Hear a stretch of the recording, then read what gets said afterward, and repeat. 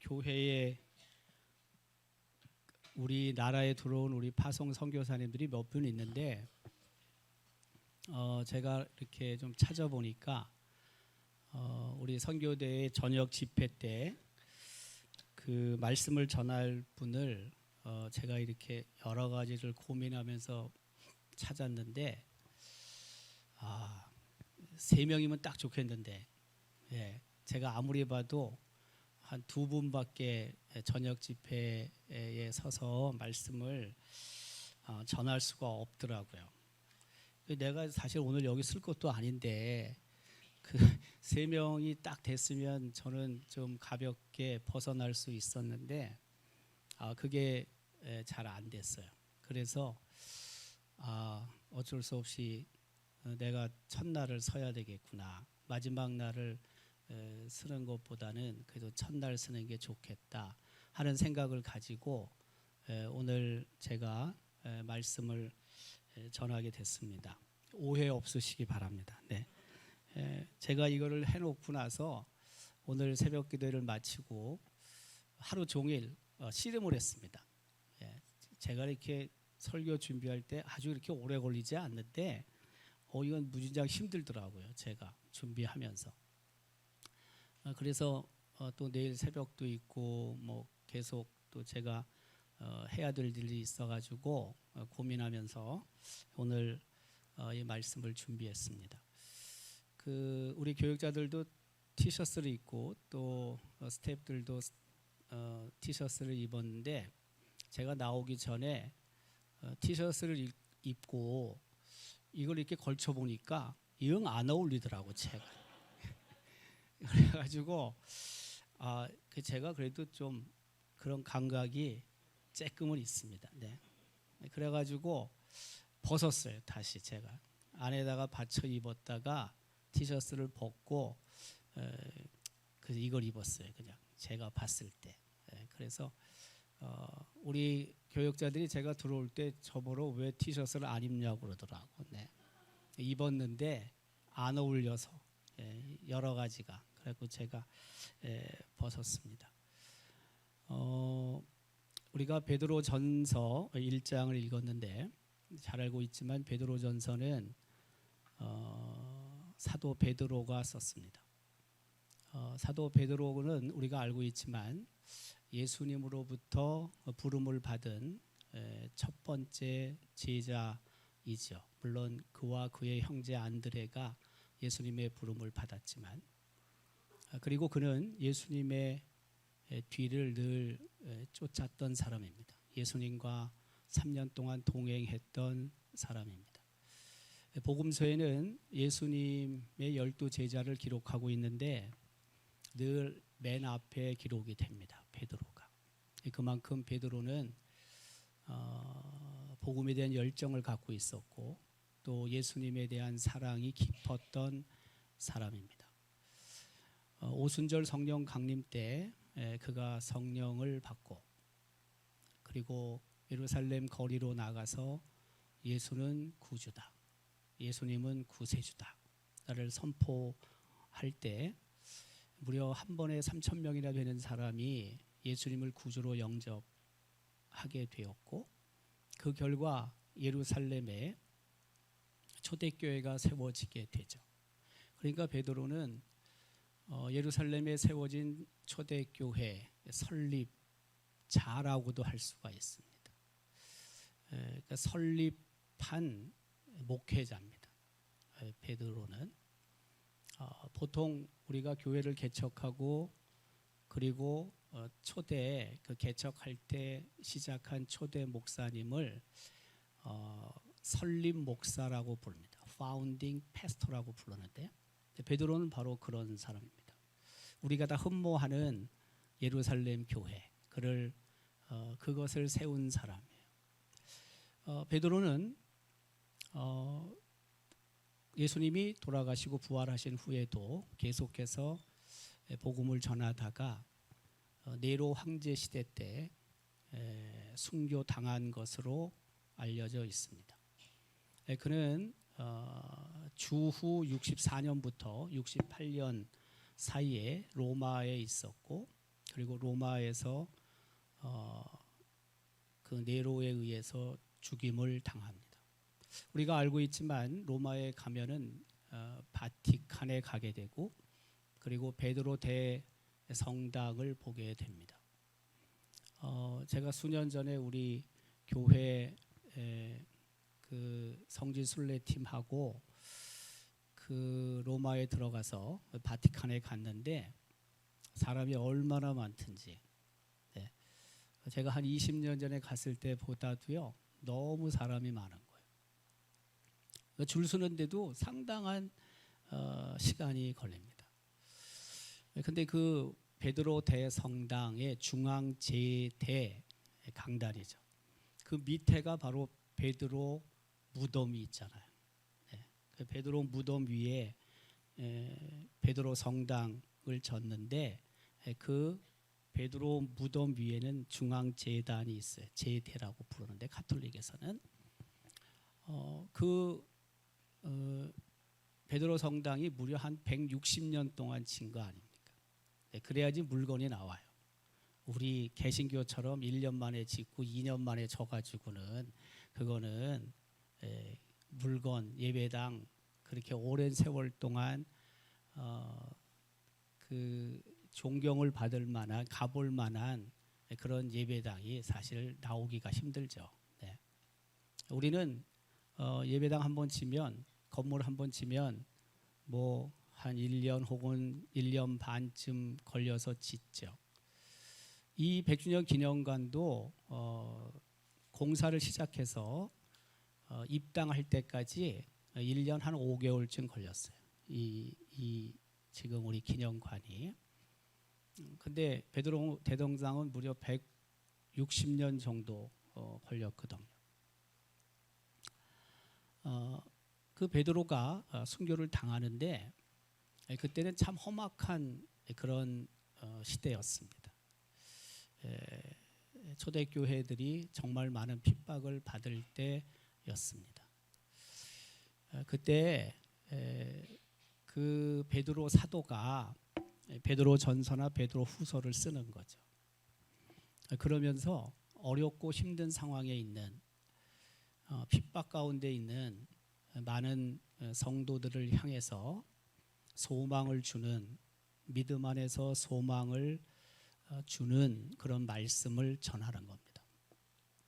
오늘 이 본문 3절은 이렇게 기록하고 있죠.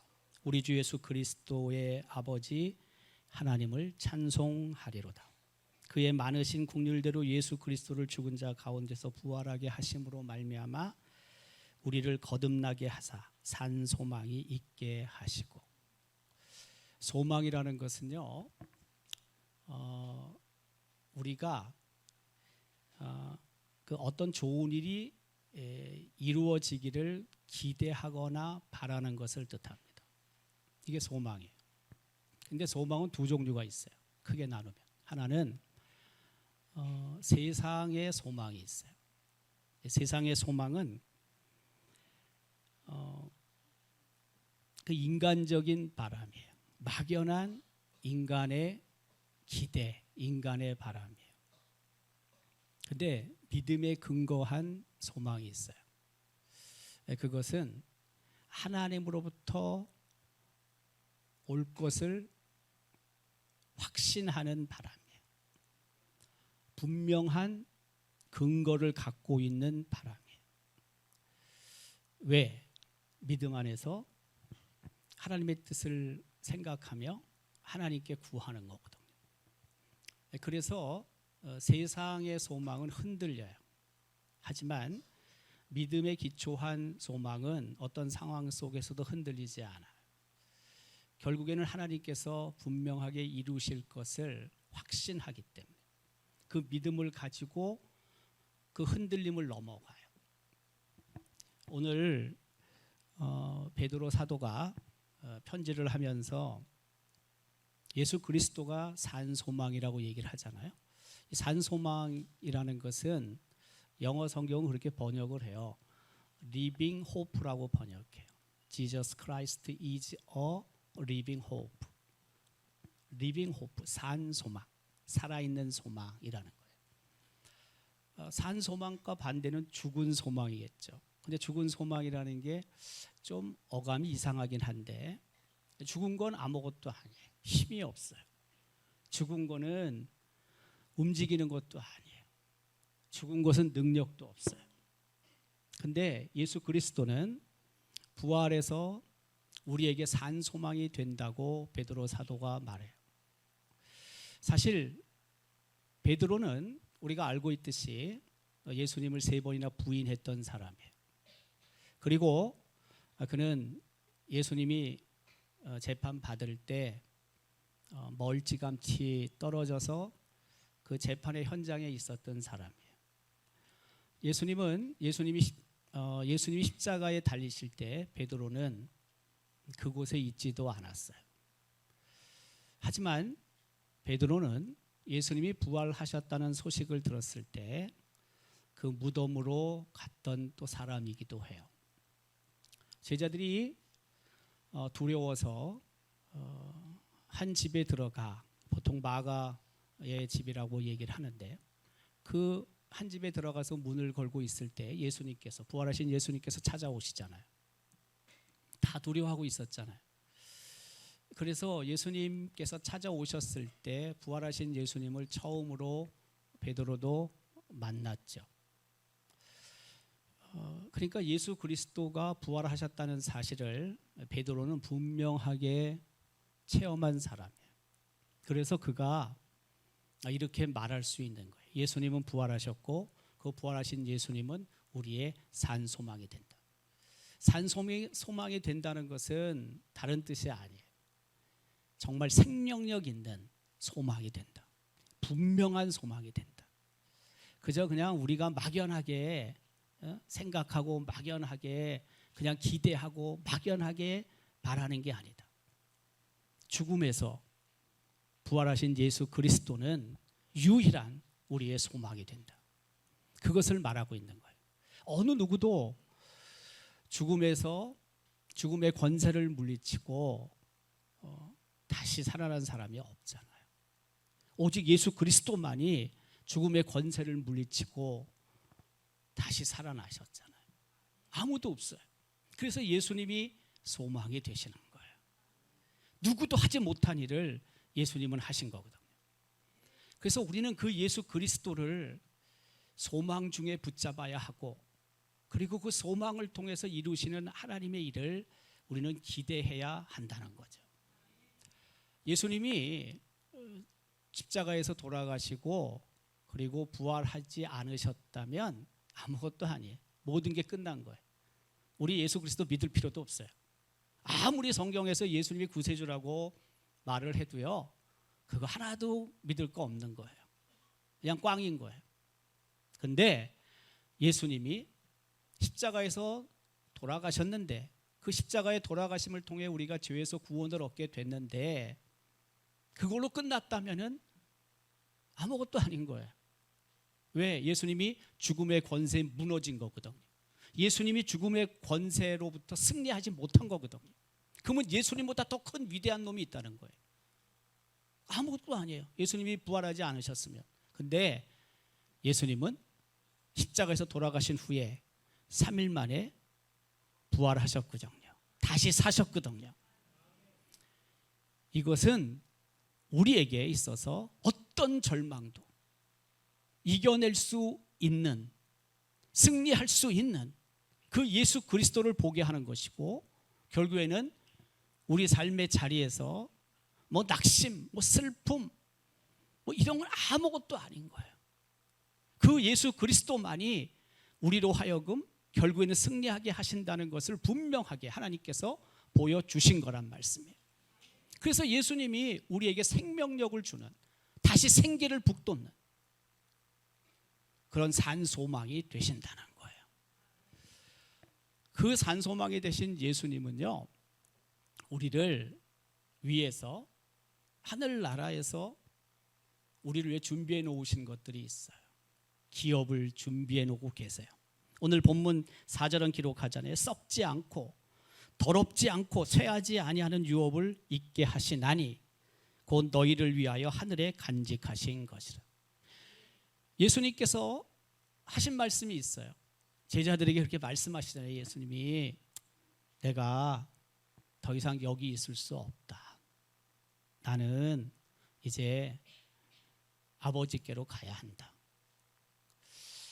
내가 너희들이 와야 되는데 그 준비하기 위해서 내가 먼저 간다. 그러면서 하시는 말씀이 내가 가야지만 보혜사 성령께서 오실 수 있다. 그 예수님께서 부활하시고 나서 예수님은 하늘나라로 가실 수밖에 없어요. 하나님 우편에 앉으실 수밖에 없어요. 그 이유는 성자 예수 그리스도가 이 땅에 계속 계시면 안 돼요. 성령 하나님의 시대가 임해야 되는데 그러기 위해서는 예수님은 이 세상을 떠나셔야 돼요. 하나님 앞으로 다시 가셔야 돼요. 하나님 옆에 앉으셔야 돼요. 그리고 나서 성령께서 오셔서 성령 강림을 통해 교회가 세워지고 성령의 시대가 계속 이어지고 있는 거거든요. 뿐만이 아니라 예수님이 하늘나라에 가셔야지 예수님은 우리가 갈 것을 준비해 놓으실 수 있어요. 그래서 예수님이 가시는 거예요. 그 예수님께서 우리에게 하늘나라의 유업을, 상급을, 기업을 준비해 놓고 계신다고요. 이것은 굉장히 중요한 거예요.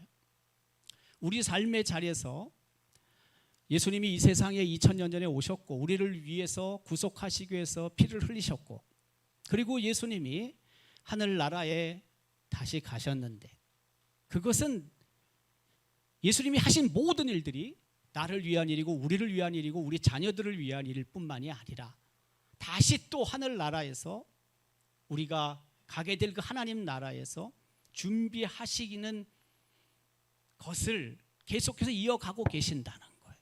그래서 사실은 성자 예수 그리스도가 하시는 일이 얼마나 고맙고 감사한지 몰라요. 너무나 감사한 거예요. 예수님께서는 계속해서 우리를 위해 중보기도 하고 계시잖아요. 하나님 우편에 앉아 계시면서 우리가 기도할 때 그 기도를 다시 하나님 앞에 아뢰잖아요. 중보하며 기도하고 계시잖아요. 나를 위해서 십자가에 못 박혀 돌아가신 것, 그건 너무나 말할 수 없이 감사한 일이지만 또 한편으로는 계속해서 나를 잊지 않고 기억하시고 나를 위해서 기도하고 계신다는 것, 그것이 우리의 큰 소망이 또 되는 거예요. 하나님의 성부 하나님의 유일한 독생자 예수 그리스도, 하나님께서 그 당신의 하나밖에 없는 아들을 얼마나 사랑하시겠어요. 근데 그 예수님이 옆에서 기도하신단 말이에요. 나를 위해 기도하신단 말이에요. 여러분, 이것은요 우리에게 엄청난 후원자가 있다는 뜻이에요. 내가 설령 기도하지 못하고 신음할 때도 나를 위해서 기도하는 분이 있잖아요. 성령 하나님이 기도하시잖아요. 근데 그것뿐만이 아니라 하나님 우편에 앉아 계신 예수님이 나를 위해 중보하고 계시거든요. 이것은요 내가 아무리 힘들고 어렵고 쓰러지고 다시 일어설 힘이 없어도 엄청난 용기를 갖게 하고 격려가 되고 위로가 되고 또한 소망이 되는 거예요. 하늘나라에서 우리를 위해 유업을 간직해 놓으시기 위해 예수 그리스도가 가신 거예요. 우리가 가야 될 자리를 만들어 놓기 위해서 예수님이 가신 거예요. 그 예수님께 우리는 그래서 늘 감사할 수밖에 없는 거예요. 나를 위해서 십자가에 돌아가신 것, 그건 말할 것도 없고요. 지금도 여전히 나를 생각하시고 나를 위해서 기도하고 계신다는 거예요. 그것은 계속해서 예수 그리스도를 바라보고 예수님을 의지하고 예수님을 붙잡고 살아야 한다는 뜻이 된다, 이 말씀이에요. 계속 이어지잖아요. 5절에 너희는 말세에 나타내기로 예비하신 구원을 얻기 위하여 믿음으로 말미암아 하나님의 능력으로 보호하심을 받았느니라. 부활하신 예수 그리스도는 우리를 계속해서 지키시고 보호하시는 분이에요. 너무나 그것도 고마운 거예요. 하루하루 살아가면서 얼마나 많은 위기들이 있는지 몰라요. 내가 아무리 피하려고 해도 피할 수 없고요. 내가 아무리 막으려고 해도 막지 못하는 그런 일들이 우리 앞에 수없이 있습니다. 근데 어느 순간 그게 사라져 버려요. 어느 순간 그게 없어졌다고요. 왜 그랬을까요? 저는 그렇게 생각해요. 내가 걱정하고 염려하던 일이 어느 순간 날아가 버렸는데 그 이유는 다른 데 있지 않아요. 하나님이 은혜를 베풀어 주셨기 때문에 그런 거예요. 예수님께서 보호하시고 지키시고 그리고 어려운 문제들을 친히 앞장서서 해결해 주셨기 때문에 그런 거예요. 많은 사람들은 그런 걸 다 운이라고 생각하는 거죠. 행운이라고 생각하는 거죠. 그렇지 않습니다. 하나님은 모든 것을 알고 계시고 하나님은 주권자가 되시는데 그 하나님께서 우리 문제를 친히 담당하시고 예수님께서 그 문제를 해결해 주셨기 때문인 거죠. 우리는 그것을 늘 기억하고 있어야 돼요. 그래서 예수가 우리의 산소망이 되는 거예요. 산소망이라는 것은 모든 문제에 예수님이 소망이 되신다는 뜻이에요.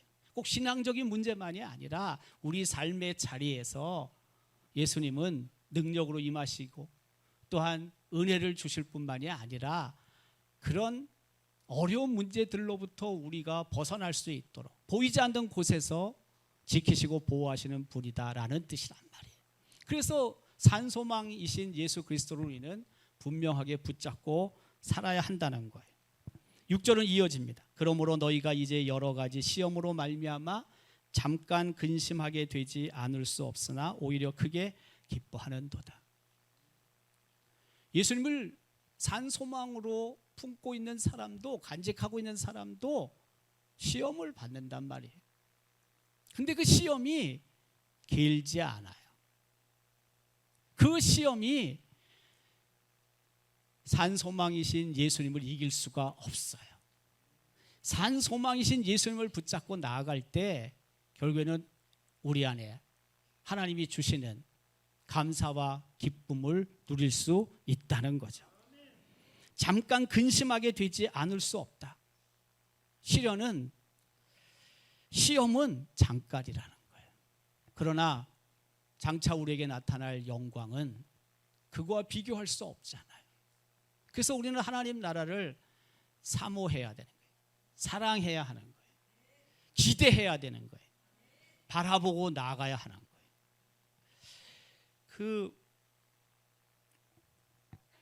우리 이 지역의 초대 선교사님이 하도 많이 여러분 들어서 아는데 소텔이라는 분이잖아요. 우리 한국 이름은 사우대잖아요. 체이스 크랜포드 소텔인데 이 선교사님이 1881년생이에요.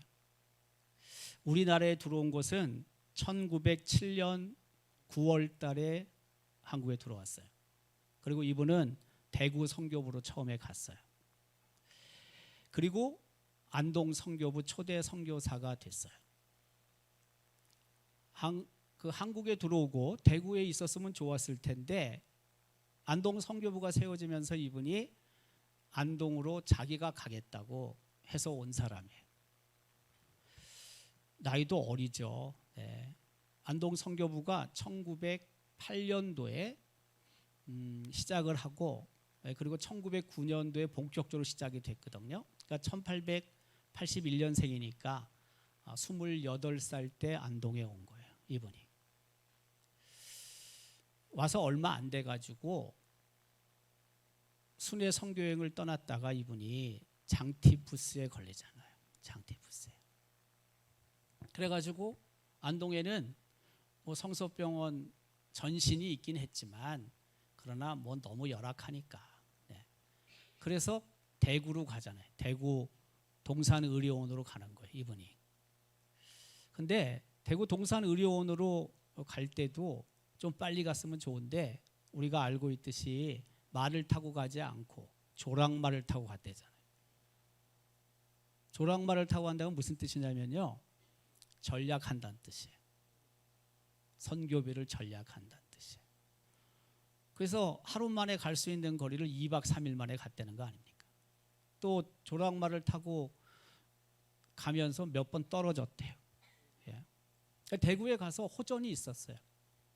그런데 결국에는 1909년 11월 16일 날 세상을 떠나게 된 거죠. 그 소텔 선교사님의 무덤이 어디 있냐면 대구 동산 의료원 안에 선교사 묘역이 있어요. 선교사 묘역 안에 선교사들이 몇 분이 묻혀 있냐면 13명이 묻혀 있어요. 양화진에는 뭐 수없이 있지만 그러나 대구는 그렇게 많은 선교사님이 있는 건 아니에요. 그런데 그 대구 동산 의료원 그 선교사 묘역을 뭐라고 부르냐면 은혜의 정원이라고 불러요. 가든 오브 머시라고 붙여놨는데 가든 오브 머시라고 붙여진 그 선교사 묘역에 사우대 소텔 선교사님이 붙여 있어요.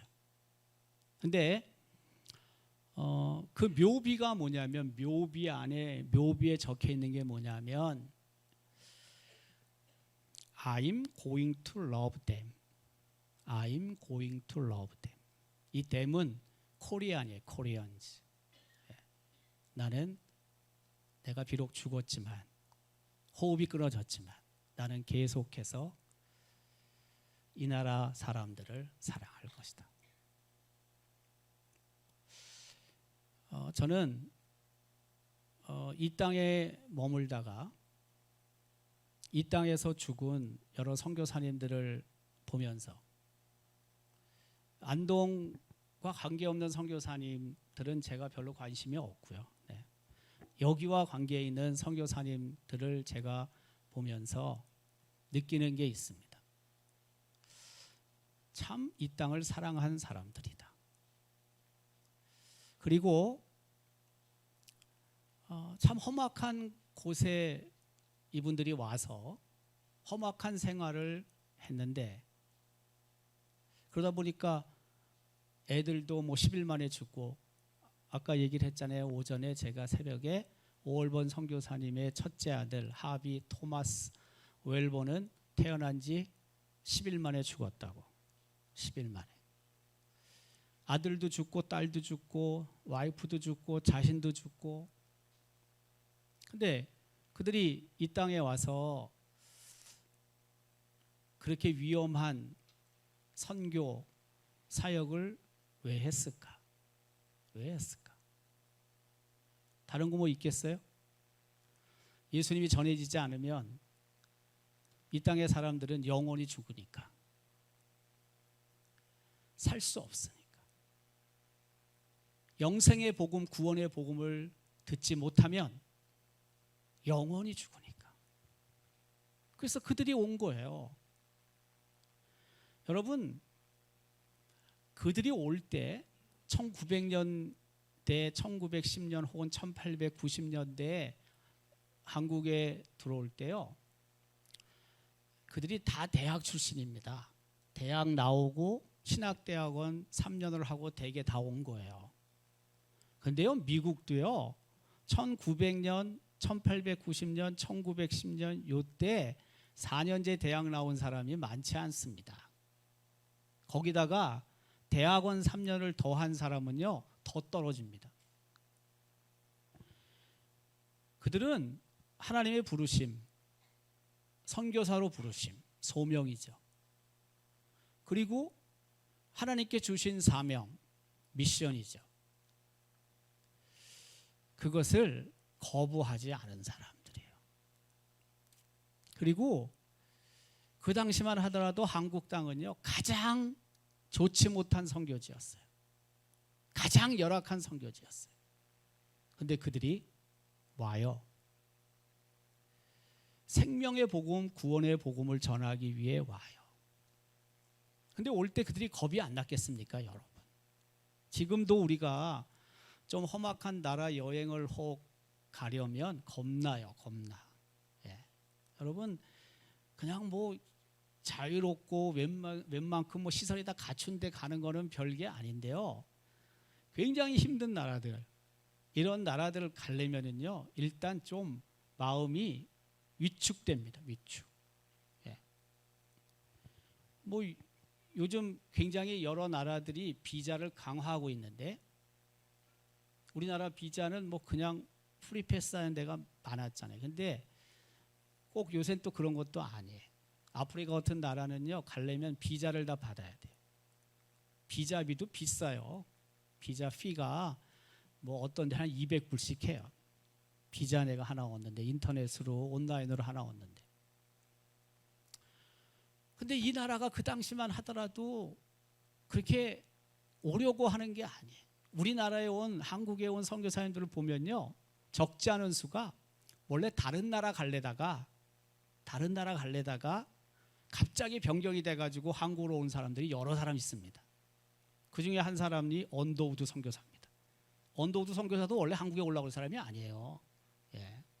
원래 인도인가 가려고 하다가 선회했어요. 선회. 그 일로 온 거예요.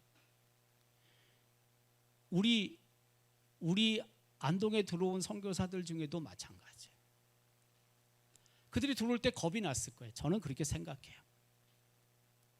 그럼에도 불구하고 그들이 포기하지 않고 이 땅에 들어온 이유는 다른 데 있지 않아요.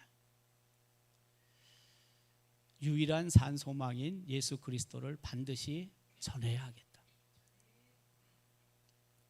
하나님이 보호하시고 하나님이 지키실 것을 믿고 왔지만, 그러나 아들도 죽고 딸도 죽고 와이프도 죽고 자기도 죽어요. 그런 거예요, 여러분. 하나님께서 지키시고 보호하실 것을 의심하지 않고 왔지만 그 시험이 잠깐이라고 생각하고 왔지만, 그러나 그게 생각보다 아파요. 슬퍼요. 고통스럽다고요. 그들이 와서 복음을 전한 덕택에 오늘 우리 교회가 있는 거 아닙니까? 그래서 우리가 복음의 빚진 자로서 우리 교회가 계속해서 이 땅을 복음화하고 예수 마을로 만들어가고 세계 곳곳에 선교사님들을 보내는 거 아닙니까? 올해 우리 교회가 117주년이 이제 8월 둘째 주일이 되면은 지나갑니다. 100주년이 될 때 우리가 함께 기도하고 또 비전을 선포했잖아요. 선교사 50가정 100명의 선교사를 보내는 그날이 하나님 오게 해 주십시오. 우리가 그렇게 기도했거든요. 근데 현재 2026년도 우리 교회가 파송하고 지금 후원하고 있는 현재 18가정이에요. 근데 17년 동안 우리가 보냈어요. 후원했어요. 근데 은퇴했다고. 이분들이 연령이 지나서 은퇴를 했다고요. 은퇴하고 한 가정은 우리가 중단을 했어요. 나머진 2가정은 중단했어요. 나머지는 그대로 다 은퇴를 한 거예요. 그 가정이 수가 몇 가정이냐? 17년 동안 은퇴하고 중단을 했지만 8가정이에요. 7가정이에요. 그러면 18가정 플러스 7가정 하면 25가정이에요. 무슨 말이냐면 17년 동안 우리가 비전으로 갖고 있었던 50가정의 딱 2분의 1을 지금까지 했다 이거예요. 제 얘기는.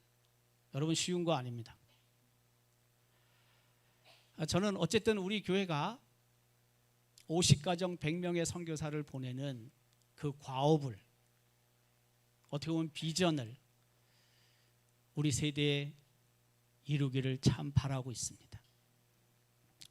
왜? 우리가 그만한 빚을 졌으니까. 우리가 이 건물을 건축을 하고 그 건축한 2009년도에 우리가 1차로 5가정을 파송한 건 아니고 2010년도에 우리가 5가정을 파송했습니다. 우리 그때 빚 많았습니다. 빚이 그대로 있었습니다. 우리. 하지만 받은 은혜가 너무 크기에 선교사를 파송하는 일을 그 이듬해부터 우리는 시작했습니다. 그리고 계속해서 우리가 선교사를 보내서 25가정을 2026년 현재까지 파송했다 이거예요. 얼마나 감사합니까, 여러분? 많은 교회들은 뭐 교회 하나 건축한다 그러면 다 중단합니다. 가장 먼저 끝낸 게 뭐냐? 선교사 후원하는 거 끊습니다. 상당수가. 근데 우리는 더 했습니다. 오히려. 저는 하나님께서 그것을 참 기쁘게 보셨다고 생각합니다. 우리가 빚을 갚는 게 조금 지연됐어요. 한 2, 3년 더 지연이 됐지만 그렇다고 해가지고 우리가 못한 거 하나도 없습니다. 오히려 선교사를 보내고 또한 후원하고 선교지를 늘려가고 그들을 위해서 기도하고 협력했을 때 하나님께서는 우리 교회에 더 풍성한 복을 주셨거든요. 여러분, 저는 8월 둘째 주일에 우리 창립 주일에 제가 지금까지 우리 교회 앞에 예배당 건축에 대해서 한 말도 하지 않아요. 우리 재직회에서 공동에서 통과했지만 제가 얘기하지 않아요. 아직까지. 근데 창립 주일 때 제가 선포할 겁니다. 나는 그걸 기다리고 있는 거예요. 지금. 아무 때나 내가 그 얘기를 하겠어요? 그런 날 하는 거지. 난 그날 합니다. 8월 둘째 주일 날 설교에 새로운 예배당 신축에 대해서 저는 얘기할 겁니다. 예배당을 신축하더라도 우리가 해야 될 사명은 그게 전부가 아닙니다. 또 다른 해야 될 일들을 우리는 감당해야 합니다. 선교하는 일이나 전도하는 일이나 이웃을 섬기는 일들은 우리는 계속해 나가야 합니다. 건물 하나 져놓고 뭐 하겠다는 거예요, 여러분? 건물이 중요하지만 건물 짓는 게 다 끝입니까? 아닙니다.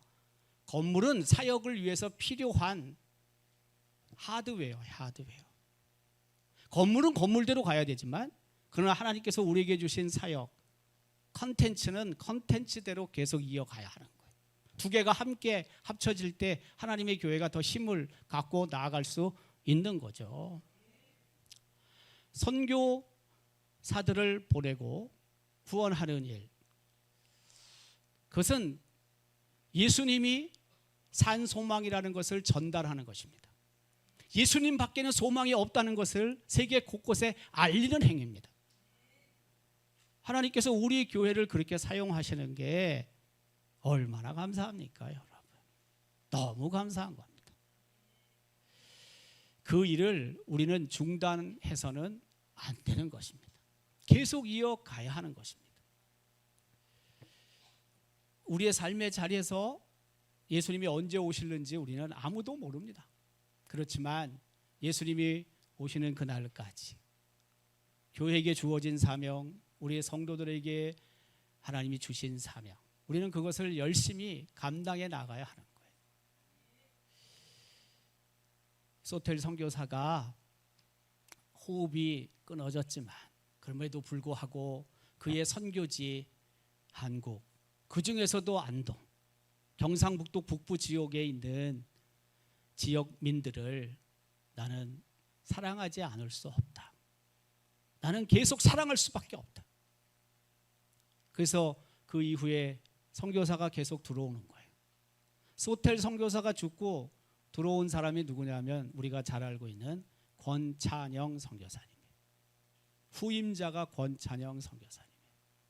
그가 안동에 와서 무려 40년 동안 복음을 전하지 않았습니까? 그것도 감사한 일입니다. 끝까지 예수님이 오실 때까지 우리가 감당해야 될 일이 있다는 사실이에요. 오늘 본문 7절은 이렇게 기록합니다. 너희 믿음의 확실을 함은 불로 연단하여도 없어질 금보다 더 귀하여 예수 그리스도께서 나타나실 때에 칭찬과 영광과 존귀를 얻게 할 것이니라. 시험을 잘 이겨내야지만 예수님이 다시 오실 때, 강림하실 때, 재림하실 때 칭찬과 영광과 존귀를 누릴 수 있다는 거예요. 온갖 시험들, 넘어지게 만들고 일어서지 못하게 만들고 선교하지 못하게 만들고 섬기지 못하게 만들고 헌신하지 못하게 만드는 그 시험들, 그것을 이겨야지만 예수님이 재림하실 때 우리가 칭찬을 들을 수 있고 영광을 올려드릴 수 있고 존귀함을 받을 수 있다는 거예요. 그 안대선이라는 선교사님, 안대선 선교사님은 제가 찾아보니까 1882년생이에요. 소텔 선교사는 1881년생이에요. 안대선 선교사는 1890년생이에요. 근데 이분이 1917년도에 한국에 왔어요. 그러니까 27살 때 왔어요. 근데 결혼하고 곧바로 왔어요. 신혼여행을 한국으로 왔어요. 근데 여러분 알지만 신혼여행은 좋은 데로 가는 거죠. 예. 근데 한국으로 왔다고요. 근데 선교사님들 중에 신혼여행을 한국으로 온 사람들이 꽤 많아요. 그 사명감이 참 대단한 겁니다. 예. 웬만하면 어떻게 하겠습니까? 우리가 결혼하고 미국에서 내가 지금 한국으로 떠나야 되는데 미국 좋은 데 돌아다니다가 오지 않겠습니까? 보통 그렇지 않겠어요, 여러분? 미국에 언제 다시 올지도 모르는데 안식년 하려면 최소한 6년 있다 들어갈 수밖에 없는데 다 그게 인간적인 생각이죠. 네. 미국에도 자기가 살아도 가보지 못한 곳이 얼마나 많겠어요. 우리가 한국에 살아도 가보지 못한 게 얼마나 많은데 경로대학 학생만 여러 군데 다녀요. 예. 경로대학 다녀야 돼요. 그래서 여러분 65세 넘으면 무조건 경로대학을 다녀야 돼. 왜? 그래야지만 소풍을 곳곳에 갑니다. 곳곳에. 나도 한 번도 못 가본데. 예.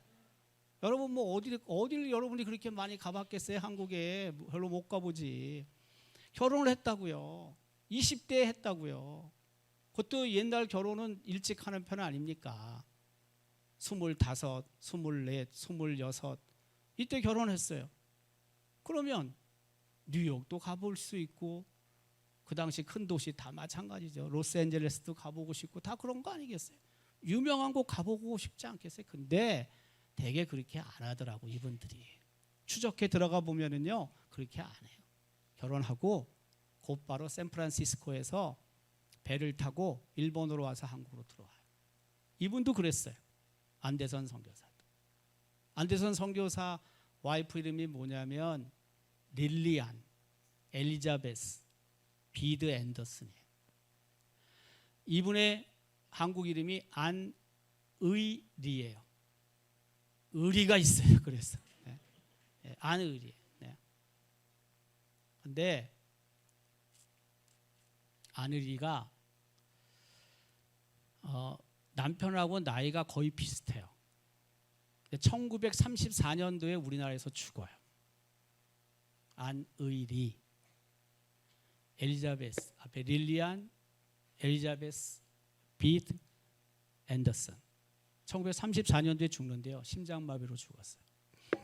근데 이분이 어디 묻혀 있냐면 양화진에 묻혀 있어요. 양화진에. 근데 양화진에 묻혀 있는데 가보면요 찾기 힘들어요. 조그만 비석 하나 있어요. 그래서 어느 날 저는 그런 생각을 했어요. 좀 큰 비석으로 교체할 수는 없나? 우리가 돈을 대더라도. 그렇잖아요? 그분들이 여기 와서 기독 청년 멸류를 시작한 분 아닙니까? 안대선 선교사가. 그래서 그걸 좀 큰 비석으로 해주고 싶은 생각도 참 있어요. 그 되는지 안 되는지 난 모르겠어. 잘. 예. 근데 그 묘비에 뭐라고 써 있냐? 예수님이 오실 때까지 라고 쓰여져 있어요. Till he comes. Till he comes. he는 예수님을 말하는 거예요. 예수님이 다시 again이란 말은 없는데 예수님이 다시 오실 때까지 나는 여기에 묻혀 있을 것이다. 무슨 뜻이에요? 예수님이 다시 오시면 나는 여기서 일어날 것이다. 그래서 공중에서 예수님을 만나 뵐 것이다. 부활에 대한 확신이 있는 거죠. 그렇잖아요. 그 릴리안이 남편과 함께 이 땅에서 많은 일을 했어요. 안동에서도 이분이 여러 여성도들을 가르쳤어요. 서울에 올라가서도요, 여러 사역을 함께 동역했어요.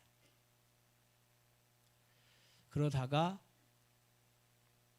한 50은 안 됐죠. 40대 중반에 세상을 떠난 거예요. 저는 이 릴리안이 한국에 오고 서울에 도착하자마자 곧바로 안동으로 왔거든요. 왔는데 그 부활의 믿음 그리고 부활의 소망, 그것을 가지고 이 안동까지 왔고, 안동에 머물다가 서울에 올라가서 사역을 계속 이어갔지만, 그러나 어렵고 힘든 상황 속에서 계속 그는 부활의 소망, 예수 그리스도만이 산 소망이라는 확신을 가지고 그가 이 땅에서 사역을 했다고 생각을 해요. 참 고마운 사람들이죠. 고마운 사람들이죠. 예수님만이 유일한 산 소망이라는 확신이 없으면 여러분은 어떻게 한국에 왔으며 그 어려운 시간들을 이겨낼 수 있었겠습니까? 말할 것도 없는 거예요. 너무나 고마운 사람들이에요. 저는 앞서 언급한 것처럼 이 땅을 거쳐간 여러 선교사님들의 사역들을 혹은 그들의 일생을 자료들을 찾으면서 정리를 하고, 그리고 새로운 것들을 또 많이 깨닫게 돼요. 그 오월본 선교사님의 손녀, 우리는 브리스길라라고 발음을 하는데 프리실라인데 영어 원래 발음은. 근데 그분이 자기의 할아버지 오월본 선교사님의 할아버지. 근데 그 조부가 1900년대에 왔다고 그랬잖아요. 제가 새벽에. 그 와이프 세리 선교사는 1899년도에 한국에 도착했고 1년 늦게 오월본 선교사님이 1900년에 왔어요. 왔는데 오월본 선교사님이 남겨둔 여러 자료들이 물려받은 거야. 이 손녀가. 그러니까 아버지한테 넘어갔던 게 아버지가 딸에게 준 거예요. 그래가지고 그걸 가지고 이 프리실라가 나이가 이제 90도 넘었죠. 근데 돌아가셨다는 얘기는 못 들었어요, 제가. 근데 이분이 할아버지가 한국에 들어와서 할머니와 함께한 사역들을 정리해서 책으로 펴내고 있다고요. 책으로. 이거는요 지금 없는 일이에요. 한국에 수많은 미국 선교사가 들어왔지만은 이 일을 하는 사람이 없어요. 근데 너무 귀한 분이죠. 그래갖고 1900년부터 차례로 쭉 이렇게 지금 책을 내요. 책을 내는데 중간에 점프를 해가지고 안동에 대한 글을 썼거든요. 안동에 대한 책을 냈다고요. 근데 안동에 대한 책을 낸 게 오월본 선교사님이 안동에 계시는 모든 것을 책으로 다 내지를 못했어요. 그러니까 예를 들면 1909년부터 1911년도까지인가 냈어요. 근데 그 뒤에 또 있거든요. 1912년부터 1915년까지 해야 되는데 못 냈다고요. 왜? 내고 요 빵꾸 난 거를 또 했다고. 이걸 우리 써줬으면 우리께 쉬운데 그 하다가 우리 걸 먼저 하다 보니까 여기 중간에 걸 못 해가지고 이분이 서울 사역이나 혹은 또 원주 사역이나 이 지역 하는 걸 썼단 말이에요. 근데 이분이 나이가 많이 들었어요. 더 이상 쓰기가 힘든 거예요. 제가 봤을 때. 우리 걸 빨리 해줬으면 좋겠는데. 제가 중간에 콜로라도 덴버에 한국인 닥터가 이제 여성이 있는데 그 닥터가 이분이 프리실라가 영어로 책을 쓰면은 이걸 다 번역해서 한국에 내보내는 분이에요. 김현수라는 박사인데 제가 메일을 보내서 안동 걸 좀 빨리 써주면 안 되겠냐고. 네. 아니 우리는 급한데 다른 그분 봤을 때는 차례대로 가는 게 맞는 거죠. 네, 차례대로 가는. 여태까지 써왔으니까 부탁을 했어요. 근데 아는 척도 안 하더라고.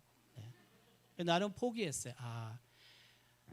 오월본 선교사님이 한국 안동 선교부에 머무는 기간 동안 나중에 다시 오시긴 하는데 그건 별로 중요한 게 아니고 그 첫 번에 왔을 때 1909년부터 1915년까지 책을 쓰면은 우리가 몰랐던 엄청난 그 내용들이 있을 텐데 1권만 썼고 2권이 빠졌다. 그 두 번째도 2권으로 나눠서 쓸지 1권으로만 될지 몰라요. 그건 모르는데 어쨌든 이걸 안 썼단 말이에요. 내 얘기는. 그래서 너무 아쉬워서 끝난다고 난 생각을 했어요. 아, 끝났구나. 그분이 갖고 있는 자료가 너무 아깝다. 그런데 한 2주 전에 저한테 책이 1권이 왔어요. 책이 왔는데 그 책이 뭐냐면 나머지를 이분이 마지막으로 쓴 것 같아. 우리 부분. 제가 그거를 한 200페이지쯤 되는데 제가 그거를 그냥 계속 다 읽어보지 않았겠습니까? 네. 그랬더니 내가 갖고 있었던 브로큰 깨져 있는 부분들이 거기 무진장 많아요. 네. 우리 교회에 관해서도요 깨져 있는 부분들 1912년부터 1915년까지 이거 굉장히 많습니다. 그래서 참 감사하다. 우리 교회 역사를 조금 더 재구성할 수 있는 그런 기회가 생겼다. 내가 너무 감사한 거예요.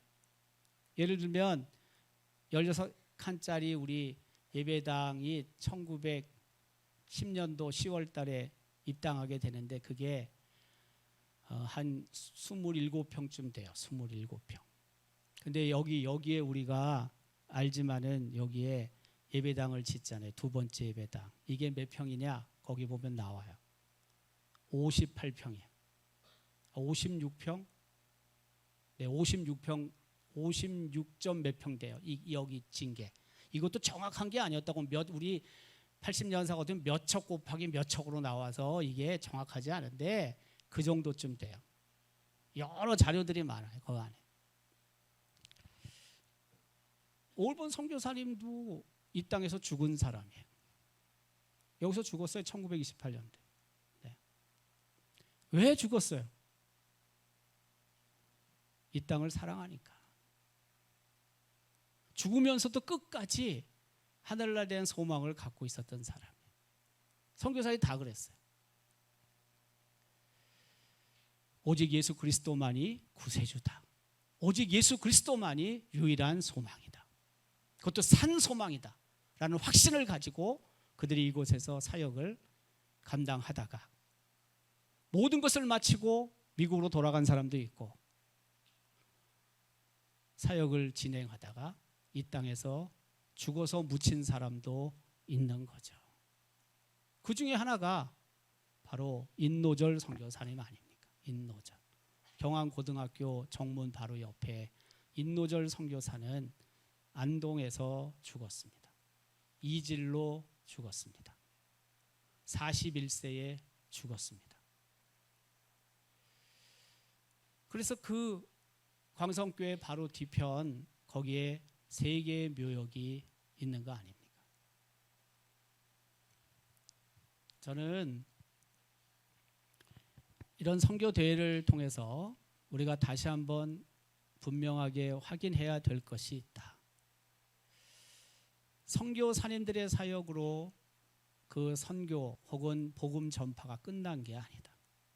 이 시대에 하나님께서 우리를 통해 이루고자 하시는 그 분명한 또 다른 명령이 있다. 이 땅을 복음화하는 일, 예수 마을로 만드는 일도 우리가 당연히 해야 될 일이지만 세계 곳곳에 예수를 모르는 사람들, 오직 예수님만이 산 소망이라는 사실을 증거해야 하고 그 일에 하나님께서 우리 교회를 지금까지 귀하게 사용해 주셨는데 계속하여 그 일을 위해서 모두가 하나 되어야 한다. 이 열방예배 선교대회는 바로 그것을 우리에게 다시 한번 촉구하는 그런 시간이라고 저는 생각합니다. 우리 어린 친구들 저는 더 많이 나오기를 바라는데 왜요? 이 친구들이 선교에 대한 비전을 갖고 선교 무대의 중심 인물이 되고 하나님의 영광을 드러내는 귀한 역할을 감당하기를 다 우리가 바라는데 알아야죠. 들어야죠. 네. 그래서 오늘은 이렇게 내가 선교사도 아니니까 안 나왔다고 생각하는데 내일부터는 선교사님들이 쓰니까 애들 다 데리고 나오세요. 여러분 그 말 한마디 한마디가 정말 중요한 거니까요. 그게 학원에 가서 하나 배우는 것보다 사실은 훨씬 중요한 겁니다. 그 도전받고 그 감동을 받고 결심하는 게 비교가 안 될 정도로 더 크고 위대하고 소중한 겁니다. 어린이들, 청소년들, 청년들, 장년들에게 하나님께서 이 선교 대회를 통해 새로운 비전을 주시는 것이고 내가 그동안 게을렀던 것들을 회개하는 것이고 또한 내가 지금 무엇을 하기를 하나님이 원하시는지를 깨닫는 시간이 바로 이 시간 아닙니까? 아버지 하나님께서 우리를 통해서 이루고자 하시는 그 일들을 다시 한번 우리는 보는 겁니다. 그리고 그 일에 우리가 합력하는 것입니다. 하나님의 뜻을 이루어가는 우리 교회와 또한 우리 온 성도들이 될 수 있기를 주님의 이름으로 기원합니다.